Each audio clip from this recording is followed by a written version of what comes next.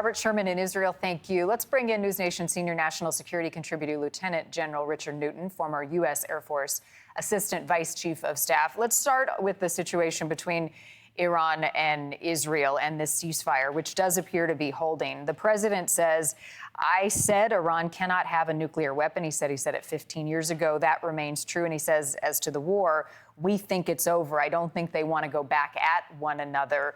What's your read on where things are right now?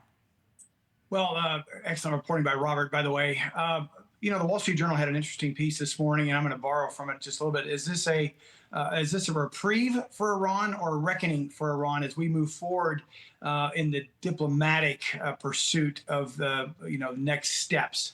And I think that's very key here. Certainly, there's been discussion with regard to the battle damage assessment of the nuclear weapon sites and so forth. Obviously, Marnie, both underscored by the president and Prime Minister Netanyahu and others, that there's been significant damage to Iranian nuclear weapons capability. And that was really the focus of the last 12-day war and so forth. But now moving forward, I still think you've got to keep the foot on the gas diplomatically.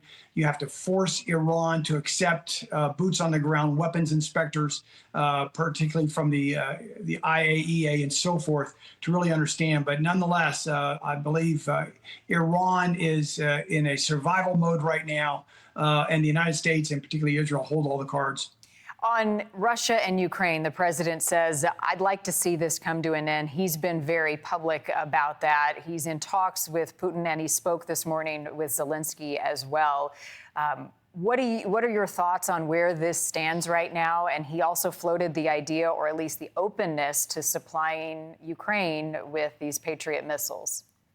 Absolutely. And I think the president is from a diplomatic standpoint also coming out of Israel and Iran, but now you focus on Russia. What I would call strategic battle damage assessment, I think that the president's going to leverage here is how he demonstrated peace through strength, how he said, if you cross a red line, I will attack. And now the focus on the NATO summit, a critical meeting the last 24 hours. The president is now underscoring the fact that we strongly support, and so does the NATO alliance, united, supporting Ukraine, that he's still open to providing them weapon systems, especially the Patriot. The Patriot system will help defend Ukraine. But again, the president wants peace here. We all want peace in that area because of, again, we do not want to linger on with a war of attrition. That's not good for the United States.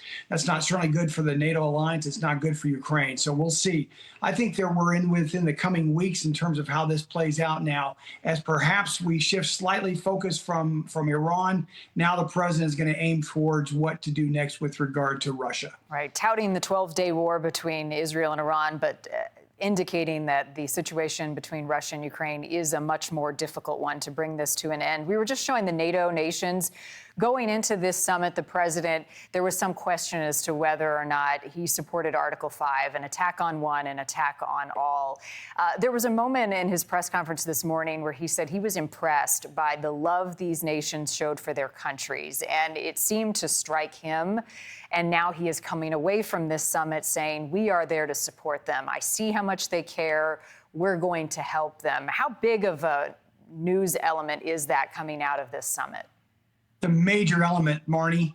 The president is now on his way back to Washington, D.C. on Air Force One. I think he has underscored not only to the NATO alliance, but to the rest of the world, and particularly to Putin and Russia, that U.S. leadership is back in NATO, the fact that he now supports the NATO members themselves, the fact that he has garnered a significant win here with regard to the NATO nations now, they are now accepting and will pursue a 5% contribution from their gross domestic product to the military and so forth. That is a big win for the president, but it also is a major statement towards Putin and Russia that the United States is not going anywhere.